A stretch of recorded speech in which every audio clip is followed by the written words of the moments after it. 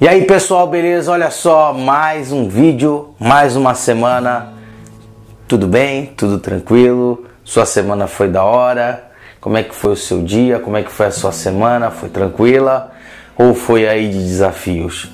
Bom, desafio esse que a igreja de Jesus enfrentava no passado e enfrenta nos dias de hoje. Mas o importante é a gente realmente estar na presença de Deus e fazer a vontade de Deus. Como eu tenho falado todo sábado e a gente precisa analisar, e a ideia dessa série de vídeos é analisar o caminho da igreja, o caminho que a igreja percorreu em busca do crescimento, em busca do desenvolvimento, em busca da expansão da palavra do reino, da graça de Deus. Lembrando, a igreja, ela não é do homem, ela não é do fulano, do ciclano, do beltrano, não, a igreja é de Jesus. O único que pode falar minha igreja é Jesus. E nós estamos analisando o livro de Atos justamente para ver o que Jesus quer para a sua igreja, para ver o que Jesus quer para os seus filhos, para aqueles que os servem. Bom, já quero agradecer você que tem compartilhado esse vídeo, você que tem comentado, e quero pedir mais uma vez, compartilhe esse vídeo, comenta esse vídeo, passe para os amigos que você conhece. E todo sábado nós temos um encontro lendo o livro de Atos dos Apóstolos, capítulo por capítulo. Vamos nessa. Hoje nós vamos para o capítulo 4. Semana passada nós falamos sobre a cura daquele homem que ficava na porta da igreja, e hoje nós vamos ver o desenrolar dessa história no capítulo 4. Vem com a gente, Deus abençoe. Capítulo 4, olha só. Pedro e João ainda estavam falando ao povo quando chegaram alguns sacerdotes e o chefe, e também os chefes da guarda do templo e alguns saduceus. Só para você poder entender, nesse tempo e nesse período, o templo que aqui a gente está falando não seria uma igreja comum, um templo comum desses que a gente vê nos dias de hoje, não.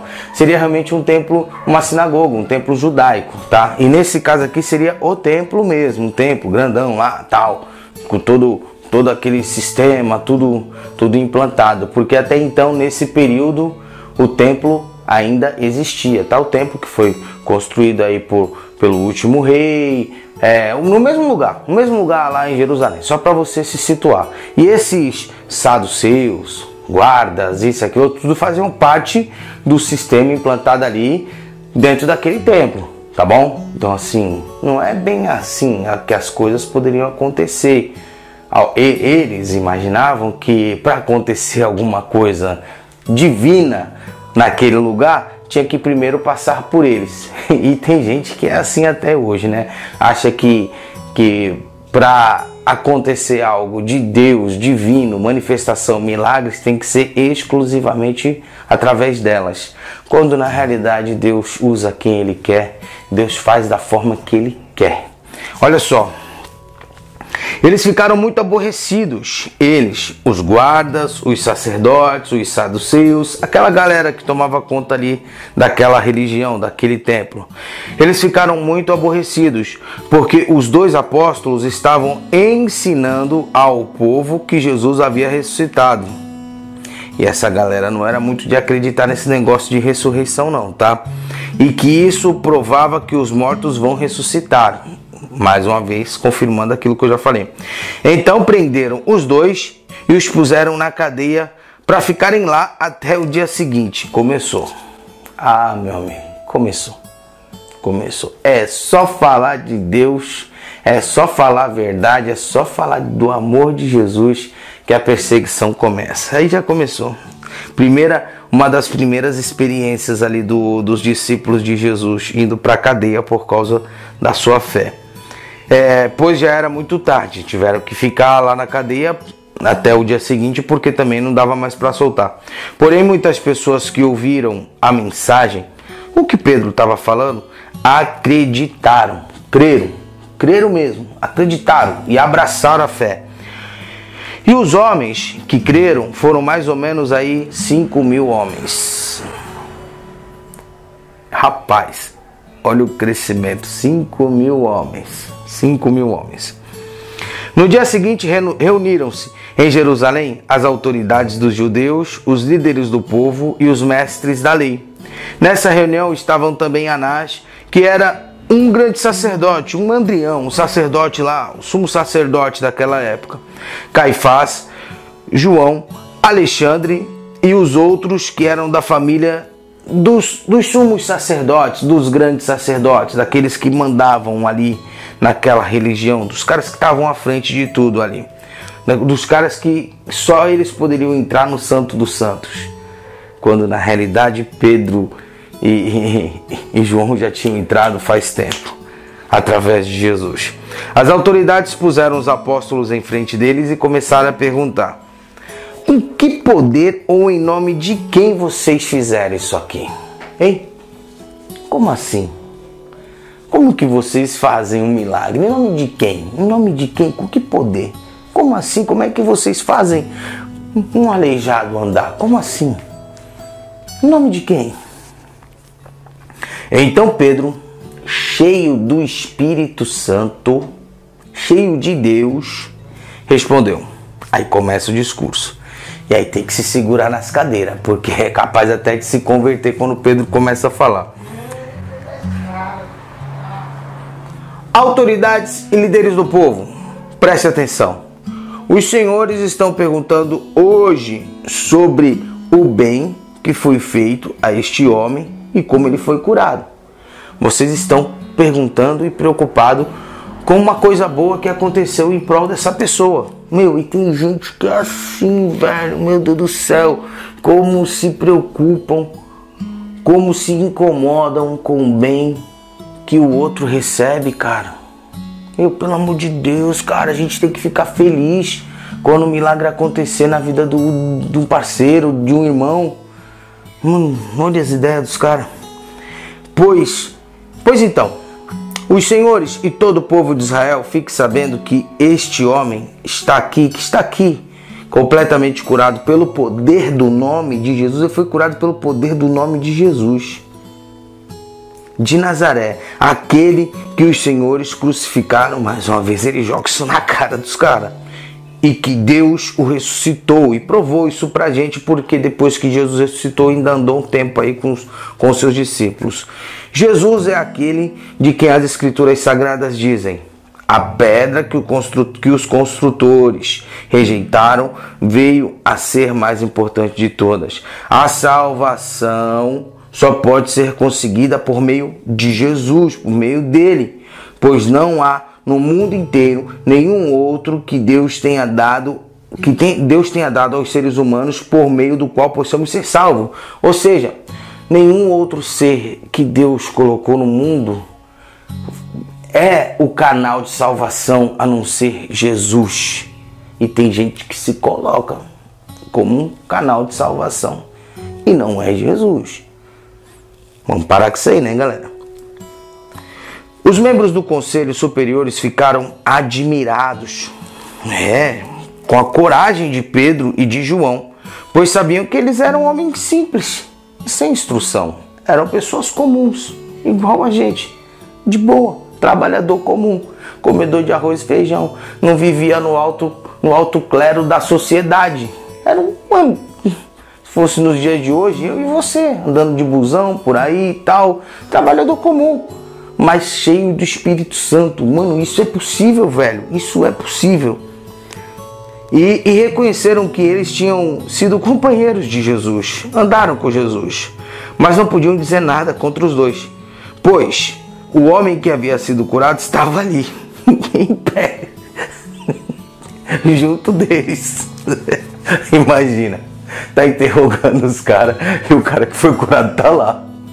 Pô, legal, cara, felizão, não andava, agora eu ando. Cara, que maravilha. E os caras não podiam acusar de nada. Vou fazer o quê? O cara curado tá aqui, do meu lado, do lado dos caras. Da hora. Em seguida mandaram que Pedro e João saíssem da sala do conselho e começaram a discutir o assunto. E aí, o que nós vamos fazer com eles? E olha só o que eles discutiam. E aí, o que vamos fazer com estes homens? Pois todos os moradores de Jerusalém sabem que eles fizeram um grande milagre, hein? Se liguem. Todo mundo viu, todo mundo sabe. E nós não podemos negar isso. Mas vamos fazer o seguinte, para não deixar que a notícia se espalhe ainda mais entre o povo e esse negócio fique grande e que cresça, vamos tentar colocar um pano quente aqui e não deixar e abafar essa história, que é o que tentam fazer com as pessoas boas, né? Tentam abafar os milagres, né? Mas para não deixar que a notícia se espalhe ainda mais entre o povo, vamos ameaçá-los a fim de que nunca mais falem com ninguém a respeito de Jesus. Olha a ideia dos caras. Para que eles parem de fazer isso e essa notícia não se espalhe, vamos botar medo neles. Não é o que tentam fazer, vamos colocar medo neles. Medo, pavor. Se eles continuarem falando, o bicho vai pegar pro lado deles. Vamos ver então. Então, chamaram Pedro e João e ordenaram duramente. Isso duramente deve ter sido um negócio meio encrenca mesmo. Que não falassem e nem ensinassem a respeito de Jesus. Aí se liga só o que Pedro e João respondeu. Os senhores mesmo julgam diante de Deus. Os senhores mesmo julgam aí diante de Deus se é possível isso. Devemos obedecer vocês ou devemos obedecer a Deus? Quem nós devemos obedecer? Aos homens ou a Deus? Quem? Da hora. Eu tô sem palavras. Sensacional. Pois não podemos deixar de falar daquilo que temos visto e ouvido. Aí o Conselho Superior os ameaçou com mais dureza ainda e depois os mandou embora. O conselho não pôde castigá-los porque o povo louvava a Deus por causa daquilo que aconteceu, por causa do que havia acontecido, um milagre. Então não dava para maltratar eles, não dava para castigá-los. E o homem que foi curado por esse milagre tinha mais de 40 anos, que estava ali, ele tinha a idade dele, ele era já um idoso, e todo mundo sabia disso, da história dele. Por isso não dava para eles castigarem Pedro e João. Continuando aqui. Quando Pedro e João foram soltos, voltaram para o seu grupo e contaram tudo o que os chefes dos sacerdotes e os líderes do povo haviam dito. Assim que eles ouviram isso, eles adoraram a Deus juntos, dizendo: Senhor, olha que canção bonita. Senhor, Tu és o Criador do céu, da terra, do mar e de tudo que existe neles. Tu falaste por meio do Espírito Santo e do nosso antepassado Davi, teu servo, quando ele disse: porque as nações pagãs ficaram furiosas? Porque os povos fazem planos tão tolos? Os seus reis prepararam, os seus governantes se ajuntaram contra o Senhor Deus, contra o Messias que ele escolheu. De fato, o rei e Pôncio Pilatos se juntaram aqui nesta cidade com os não-judeus e com o povo de Israel contra Jesus, o teu dedicado servo que escolheste para ser o nosso Salvador, o nosso Messias. Eles se reuniram para fazer tudo o que, pelo teu poder e pela tua vontade, já havia resolvido que ia acontecer. Agora, Senhor, é uma oração dos caras, é uma oração que vira uma canção fácil. Agora, Senhor, olha para o que eles estão fazendo, eles estão nos ameaçando. Dá aos teus servos, nos dê, Senhor, confiança. Confiança, devemos orar a Deus pedindo essa confiança. Confiança para anunciarem corajosamente a sua palavra. Estende a mão, Senhor, para curar, a fim de que por meio do poder do nome do teu dedicado servo Jesus, milagres e maravilhas sejam feitos. Em nome de Jesus, os milagres podem acontecer. Em nome de Jesus, só em nome de Jesus, através de nós. Que da hora. Quando terminaram de fazer essa oração, no lugar estavam reunidos muita gente e o lugar começou a tremer, a tremer. Então todos ficaram cheios do Espírito Santo e começaram a anunciar corajosamente a palavra de Deus. Não adiantava mais ameaçar, meu amigo, não adiantava. Os caras não pararam. Tudo era de todos. Olha que parte linda. Milagres acontecendo, eles anunciando o Evangelho, eles anunciando a palavra, Jesus operando através deles, né? O Espírito Santo operando através deles. E aí, continuando aqui, todos os que creram pensavam e sentiam o mesmo modo. Os milagres começavam a acontecer porque todos pensavam e viviam e sentiam da mesma forma, do mesmo modo. Ninguém dizia que as coisas que possuía eram somente suas, mas todos repartiam uns com os outros tudo que tinham. E hoje, esse espírito de amor, de dividir as coisas que tem, está muito difícil. Talvez por isso não ocorra tantos milagres. Com grande poder, os apóstolos davam testemunho da ressurreição do Senhor Jesus e Deus derramava muitas bênçãos sobre todos. Lógico, o amor fazia o poder ser derramado, o pensamento de união fazia o poder ser derramado, esse espírito de um ajudar o outro fazia com que o poder fosse derramado. Gente, era um negócio muito doido. Não havia entre eles nenhum necessitado. Nossa, que da hora, velho. Não havia entre eles pessoas que passavam fome. Cara, que da hora. Um ajudava o outro. Maravilha. Pois todos os que tinham terras ou casas as vendiam. Traziam o dinheiro voluntariamente, não era uma ordem, não era uma determinação, mas era um amor. E o entregavam aos apóstolos. E cada pessoa recebia uma parte de acordo com a sua necessidade.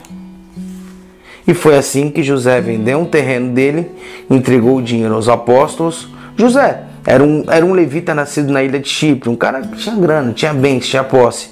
Aí os apóstolos chamavam ele de Barnabé, que quer dizer aquele que dá um bom ânimo. Show de bola, esse foi o capítulo 4 de Atos dos Apóstolos. E eu vou ficando por aqui em mais esse vídeo.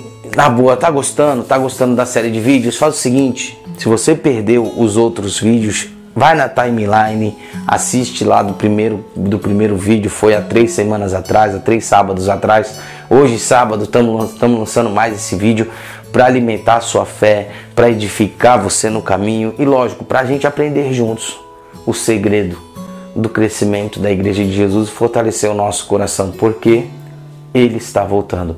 Compartilhe esse vídeo. Muito obrigado por você que acompanha o nosso canal, tanto no YouTube, tanto no Spotify, tá lá seguindo a gente no Spotify, você que está ouvindo esse áudio também no Spotify, e você que assiste esse vídeo na minha página no Facebook, olha, um grande abraço. Não deixa de se inscrever no nosso canal e compartilhar esse vídeo, tá bom? Valeu, pessoal, Deus abençoe, consciência.